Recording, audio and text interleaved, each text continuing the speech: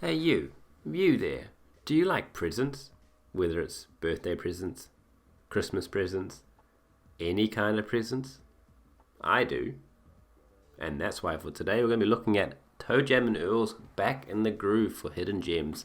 Toejam and Earl Back in the Groove is a callback, or it's I should say a sequel to the 1990s series that was on the Genesis and Mega Drive. This game plays very much like the very first game, which any fans of that game will be, this will feel like home for them. But for the new players, or even the returning players, the storyline for this is Toejam and Earl, they're trying to impress two new female characters called Lawanda and Letitia, and they end up crashing the ship, which doesn't actually belong to them, by the way, in Earth. And the basic storyline is that you've got to find these 10 ship pieces across 25 levels. That is, in short, what Toejam and Earl is all about.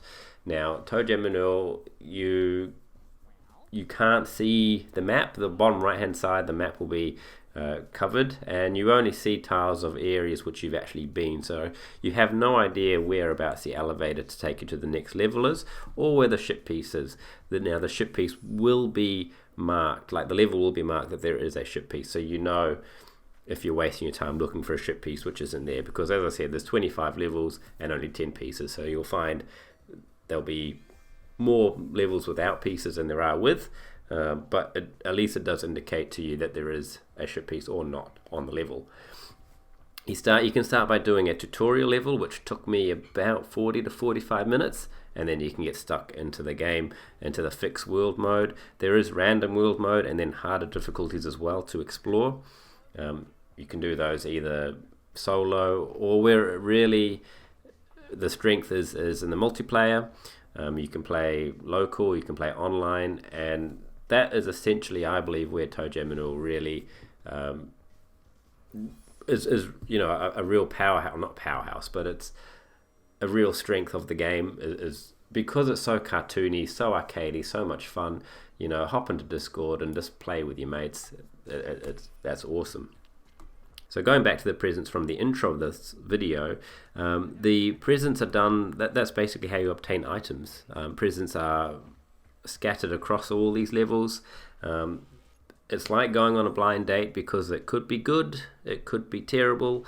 You can get some helpful items such as rocket launcher, or rocket shoes that will make you go really quickly, spring shoes that will allow you to jump vast areas quickly, tomatoes so you can hit opponents, and so on and so forth. There are some bad presents as well, or there might be ones which just aren't useful for your certain scenario. For example, if you're down to your last present and you need something that's going to get you out of a jam and you just end up eating food, it's not going to be so helpful for that situation, although the food one is quite good because it does replenish your health. You do level up as you play through the game, which will increase your stats. Things like your health will go up, things like how many presents you can hold will go up, your speed will go up, your luck will go up, and so on and so forth. So there is an element of progression. As you do go through the levels, it does get harder, so it's very important you do level up. And to actually level up, you've got to see one of those friendly NPCs I was talking about before, and he will level you up. And the worlds, they're very reminiscent of the classic game.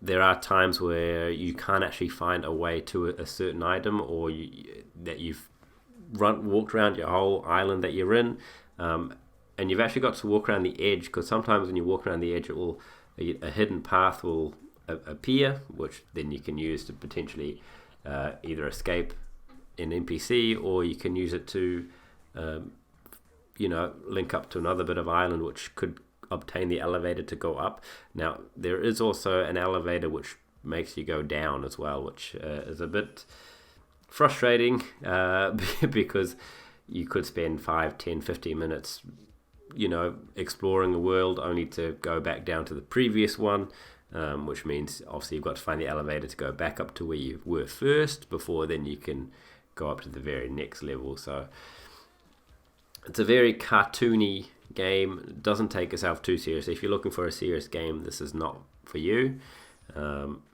If you're looking for a funky time, because this game is very funk. The very first Toejam and Earl was very funky. The music in this game, it retains the funky vibe from the previous games. I don't think the soundtrack is as good as the previous ones. However, it's still enjoyable nonetheless. So that's Toejam and Earl. You know the story. You know what you're meant to do. My drawbacks for this game is I do find some of the NPCs can be a bit challenging, a bit too challenging. You know, the one with the lawnmower, for example, is incredibly quick. And as you reach through the higher levels, I do find that it's quite easy to get overwhelmed. But I guess that's what Toejam is all about. You know, it's not meant to be that easy. So all in all, I think if you're an existing Toejam and Earl player and you're looking at getting back in the groove, and that's your one per episode, or if you're a new player entirely to the series, I do think that this is well worth putting in your collection. It is currently on at $21.50 Australian dollars. I think that's a bit steep. It's probably worth it for those who enjoyed Toejam and Earl growing up. I think for newer players, though, getting it on a special is probably the way to go. And if you can convince your best mate to get it as well, you're definitely going to be on for a winner, because there will be lots of good times, lots of fun to be had. Yeah, that is Toejam and Earl back in the groove. That's Hidden Gems, Dark Necessities here for Boomduck. Done.